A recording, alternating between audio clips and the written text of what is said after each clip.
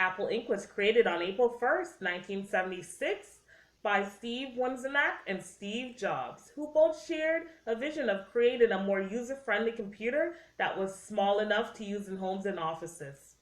In 1980, Apple's mission statement was to make a contribution to the world by making tools for the mind that advanced humankind.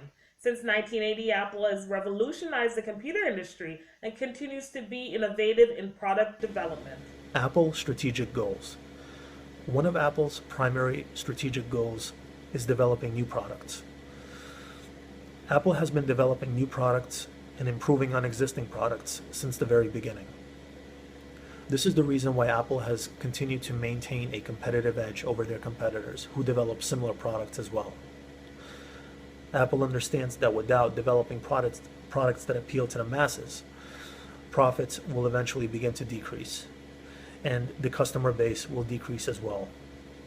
This is why strategic goals are heavily focused on currently by Apple, which is product development.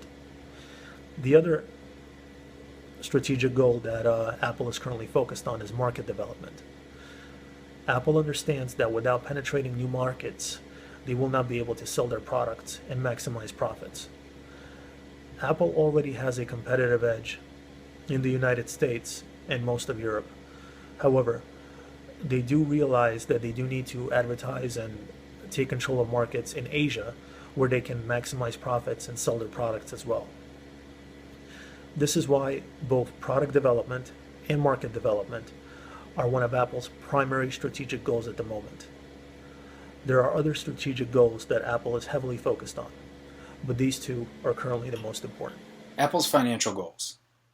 Apple is one of the most profitable companies of all time, and as a result benefits from billions of dollars in cash reserves.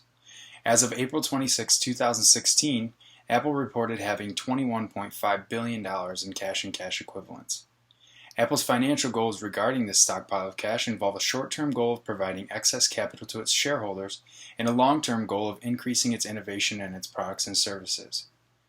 In its April 2016 press and earnings release, Apple's board of directors approved a $50 billion increase to Apple's shareholder capital return program, mainly attributed to a stock repurchase program that increased from $140 billion to $175 billion.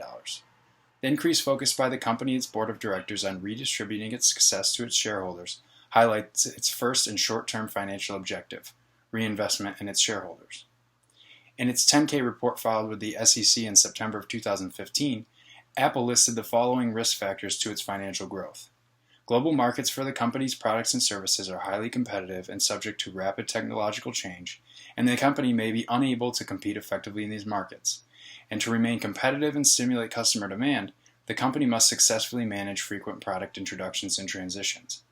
The identification of financial risk involving a stagnant consumer product line highlights the second and long-term financial goal of Apple: reinvest in itself. Apple's entire success hinges on its financial performance, and increasing its financial performance allows Apple to successfully accomplish both its short and long-term financial goals of increasing its investment in its shareholders and increasing its investment in itself. Apple is a very dynamic company that utilizes multiple markets and has a great presence in the market share of each. With different technology markets, Apple ranks in different spots among the top technology companies out there. Let's take a look at Apple's smartphone market share.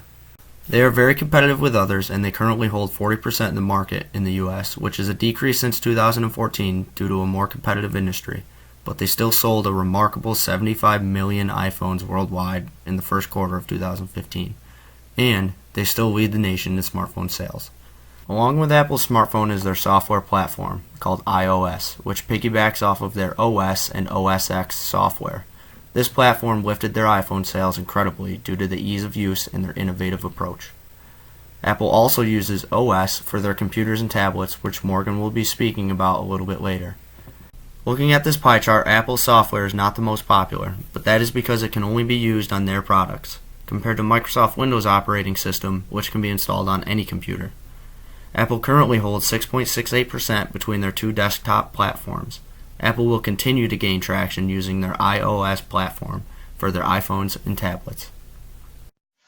According to the latest research data from Gother and IDC, as you can see from the picture below, Apple continued to grow overall Mac market share during the March quarters, has most leading Windows PC markets suffered from significant setbacks.